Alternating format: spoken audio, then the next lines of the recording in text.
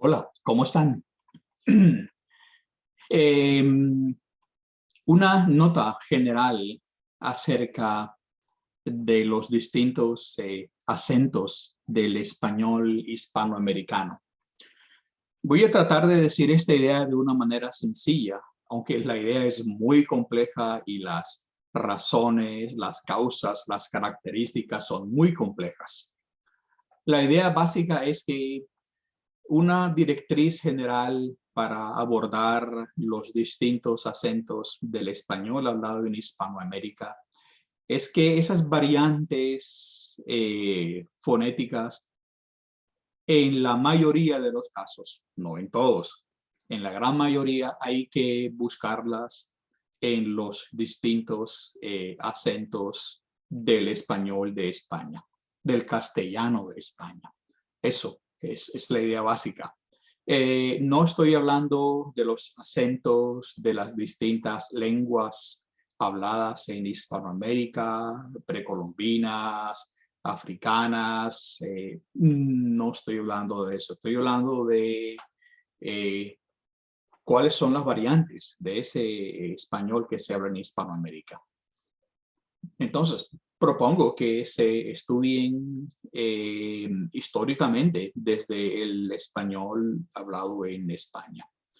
Esto lo que quiere decir también es lo contrario, que las lenguas precolombinas, las lenguas africanas, lo cual por supuesto es una parte fundamental de la conformación cultural, étnica, lingüística, etcétera, de Hispanoamérica, aunque sí tuvo alguna influencia, aunque sí se puede encontrar algo de eso, no es la mayoría, no es lo esencial en cuanto a porcentaje, es una parte muy mínima.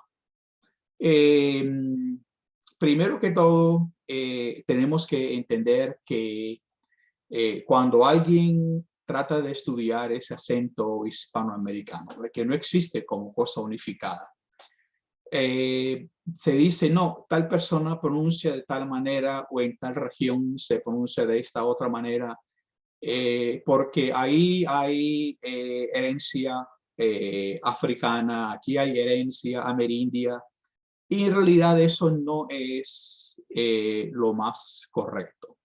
Puede tener una parte, como ya dije, de la razón, pero la razón fundamental es los acentos del castellano de la península ibérica. También tenemos que tener en cuenta esta otra idea directriz, y es que tomamos algún acento y lo elevamos a la categoría de normativo. A veces decimos puro, correcto, castizo. Castizo y puro, esos son sinónimos. Casto, puro. Y eso lo hacemos en detrimento de otras formas fonéticas que consideramos como lo contrario, no puras, mal pronunciadas, mal habladas, incultas, etc. Por supuesto, no hay nada de esto. Se trata solamente de una selección de un tipo de acento en vez de otro, por razones políticas, sociales, económicas, religiosas, etcétera. Razones que son muy complejas, pero que no se fundamentan en un estudio serio acerca de las características fonológicas de esas distintas variantes. Así que hemos dicho, no, esto es el español de España y no hay nada más falso que proponer un español de España. Primero que todo, el país que hoy se llama España, hay una gran variedad de acentos dentro del castellano. El acento andaluz, por supuesto, que tampoco es único, sino también variado, es muy probablemente el que más influyó en la pronunciación de los acentos hispanoamericanos. No fue el único, sino probablemente el que más influyó. Voy a retomar esta idea del que más influyó, pero quiero decir que además de las distintas variantes del castellano de España, También el problema es mucho más complicado, ya que en España hay varias lenguas. Algunos lingüistas dicen 4 lenguas, es decir, castellano, gallego, catalán, éuscaro, que también lo llamamos vascuense, 4.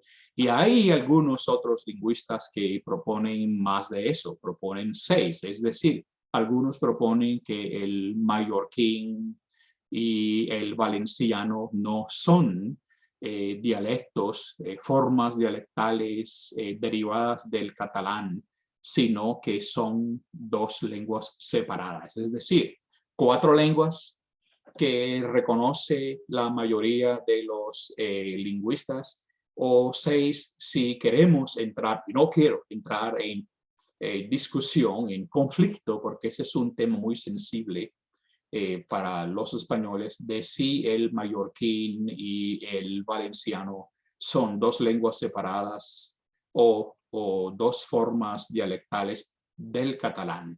Hay algunas otras, pero no quiero ahondar en este detalle del bable, del asturiano. Lo que quiero decir es que el panorama lingüístico de España es muy complejo y no solamente se refiere a las distintas variantes del castellano de España, sino también a las otras lenguas hoy en día cooficiales desde la Constitución Española del 1978, la cual eleva a la categoría de lenguas oficiales las distintas lenguas de España.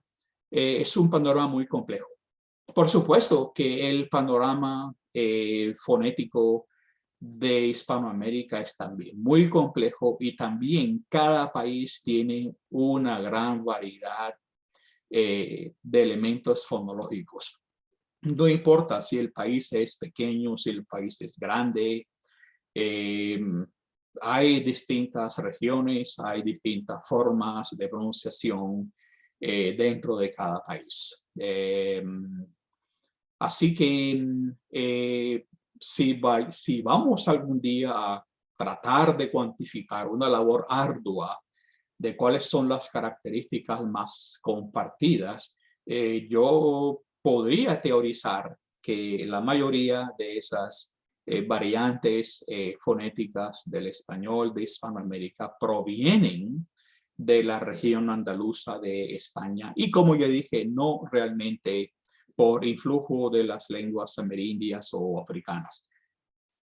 Cuando estas otras culturas precolombinas, africanas, entraron a conformar el acervo cultural de casi toda Hispanoamérica de una manera distinta en cuanto a porcentajes, en cuanto a influjo, estas lenguas en realidad, aunque sí importan, como ya he dicho, lo hacen muy probablemente de una manera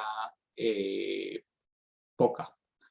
En cuanto a las lenguas africanas, sabemos nosotros que los cazadores de esclavos franceses, ingleses, holandeses, después de cazar o comprar, capturar a los esclavos en África, mezclaban las lenguas para tratar de evitar el que se sublevaran, se escaparan, fuesen a suicidarse colectivamente, como pasó tantas veces en los barcos que transportaban a los esclavos. Entonces, les mezclaban las lenguas para evitar que pudieran comunicarse entre ellos. Así que la única opción que les dejaron a los esclavos, casi la única, era la de aprender la lengua del cazador de esclavos. En estos casos ya dijimos inglés, francés, holandés, español, si tenían que quedarse en las colonias hispanoamericanas, o una mezcla de ellas. En realidad, eso también sucedió.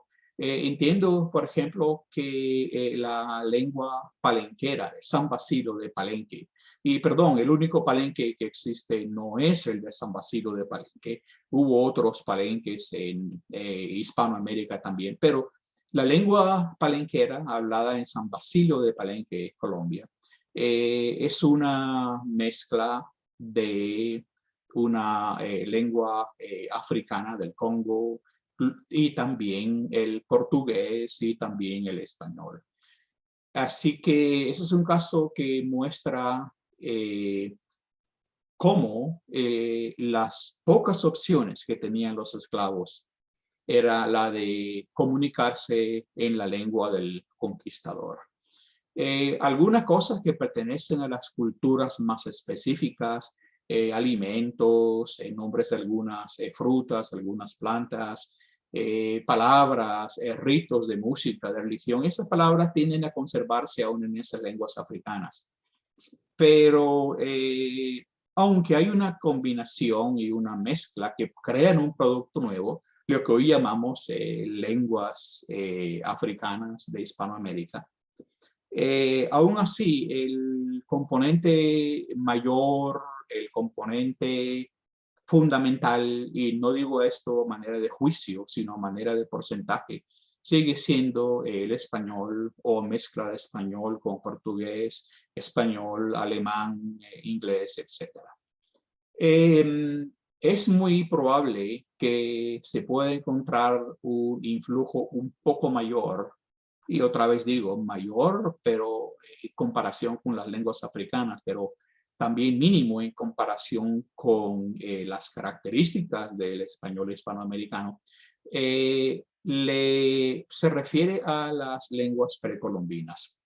Lo que sucede es que algunas comunidades precolombinas pudieron subsistir. La exterminación de los indígenas sabemos que fue del 90%. Hay autores que hablan de la población precolombina de América en más o menos 100 millones de personas. Los españoles de una manera directa o indirecta matan al 90%, es decir, 90 millones, solo subsisten 10 millones. Es posible que algunas de esas comunidades pudieran, de las sobrevivientes, quiero decir, pudieran preservar algo de su lengua, pudieran comunicarse entre ellos. Así que cuando aprendieron el español, es posible que hayan utilizado algunas características fonéticas, vocabulario de sus lenguas. Entonces, hay probablemente un poco más de posibilidades para las lenguas precolombinas que para las lenguas africanas.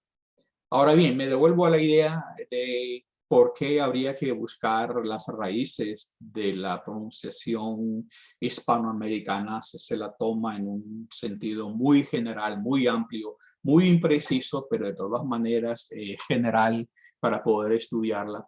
Habría que estudiarlo en la región de Andalucía, España, y es por una razón bien sencilla. Es que uno, la casa de contratación, y dos, el consulado de Sevilla, ambos estaban en Andalucía, Sevilla, Andalucía.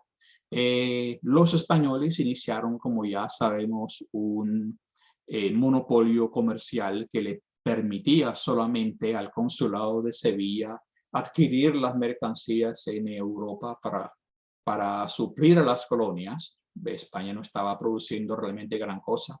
Esas mercancías son transportadas hacia Sevilla, y luego de Sevilla son enviadas a dos puntos de las colonias, Cartagena, Colombia, y Portobello, Portobello, como lo pronunciarían probablemente hoy en la zona de Panamá.